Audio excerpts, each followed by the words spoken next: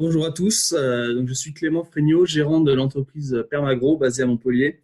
Je vais vous présenter ici le cas d'un client. Je vous présenterai plus à la fin le détail de mon entreprise, mais on va passer directement dans le vif du sujet sur le cas d'un client qui est en agriculture biologique. Donc le cas d'étude, c'est un domaine viticole dans le Gard, 50 hectares, agriculture biologique depuis 20 ans, entièrement en IGP. Une commercialisation il y a quelques années où il faisait 95% de vrac, 5% de bouteilles. Et puis différents problèmes, des problèmes de régularité dans les rendements, des problèmes de plus en plus récurrents de salinité des sols,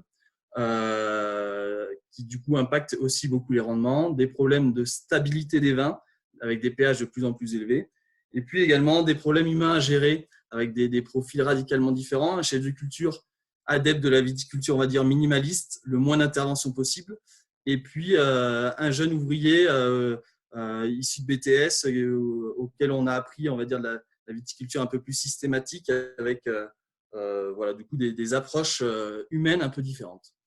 Alors du coup, au niveau de la rupture, c'est la question qui va nous animer aujourd'hui, c'est comment conduire, adapter un vignoble dans ce contexte de changement climatique avec des itinéraires techniques qui étaient réalisés depuis plus de 20 ans, qui étaient un peu minimalistes. Alors, la mission de l'entreprise, c'est une mission environ d'une journée par mois, 7 heures par mois, pour vraiment gérer cette propriété, planifier les travaux, faire la traçabilité, mettre en place des indicateurs, manager les équipes, faire du conseil stratégique et piloter le domaine à 360 degrés sur tous les aspects, vignes, vin, réglementation, les ressources humaines, les ventes, le côté administratif.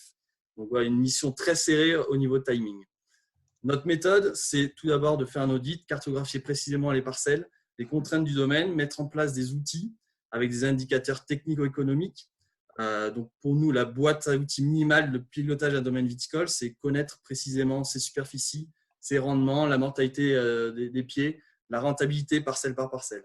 On s'appuie également sur des outils du marché et puis d'autres consultants, le laboratoire Notoli, au niveau de la vigne et du vin sur des problématiques agronomiques, et puis également du suivi matériel avec Carnot ou des vols de parcelles avec Chouette. On établit tout d'abord une première cartographie en mesurant précisément les superficies de chaque parcelle et pour avoir un outil également commun à tous ces partenaires pour travailler ensemble.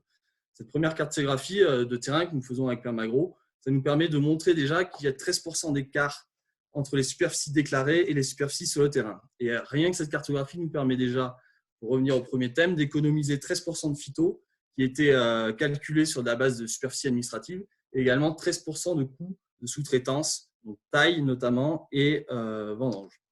Ensuite, je vais vous parler de quelques aspects spécifiques de ce domaine, voilà, qui est un domaine du coup en Camargue, qui peut, voilà, avec des spécificités qui peuvent faire sourire, mais vous allez voir que économiquement c'est rentable. L'irrigation là-bas, elle est gérée par submersion, à la fois en hiver et en été. Vous avez la photo ici d'une vigne submergée en hiver.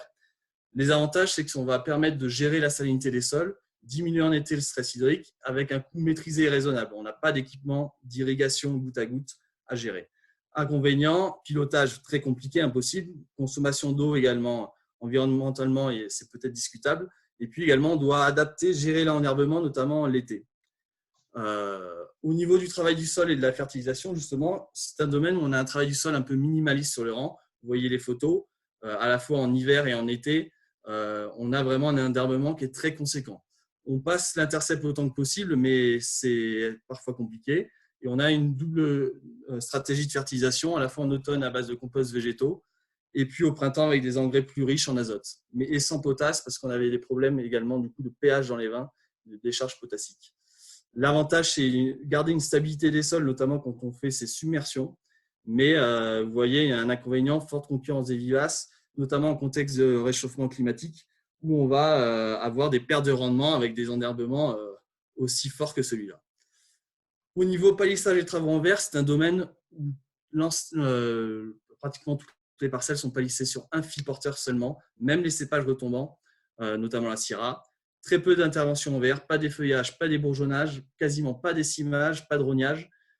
Du coup, on a les vignes, c'est tout simplement la jungle en été. L'avantage, c'est qu'on a des prétailles et des tailles facilitées avec ce système de palissage. Et également, je ne sais pas si vous vous en souvenez, en 2019, on a eu en juin un gros coup de chaleur dans le sud de la France avec 46 degrés atteints à Montpellier, à côté de Montpellier. Et sur ce domaine, grâce à du coup un feuillage assez conséquent, on a pu limiter les risques d'échaudage. Et puis également, on a déjà eu des problèmes de grêle. On limite avec un feuillage très dense des impacts de la grêle. Au niveau maladie, par contre, 15% de pertes potentielles. Alors, quels sont les résultats? J'accélère un peu. On a un rendement moyen de 92 hecto-hectares. On a un agriculture biologique. On arrive à valoriser nos vins en vrac à 200 euros hecto-hectare en moyenne. Ce qui fait qu'on arrive à un gain économique environ de 200 à 300 000 euros par an. Donc, un chiffre d'affaires de 850 000 euros et des charges aux alentours de 500 000 euros. Par contre, on a une forte variabilité des rendements qui varie de 24 à 262 hecto-hectares selon les parcelles. Donc, quel est le futur pour cette exploitation? En quelques mots, sur les plantations, la stratégie, ça va être déjà de planter, non pas par rapport, ça c'est le choix des propriétaires, non pas par rapport à des cépages résistants au réchauffement climatique, mais des cépages adaptés au marché, avec des durées de vie plus courtes. On arrive à rentabiliser maintenant des parcelles.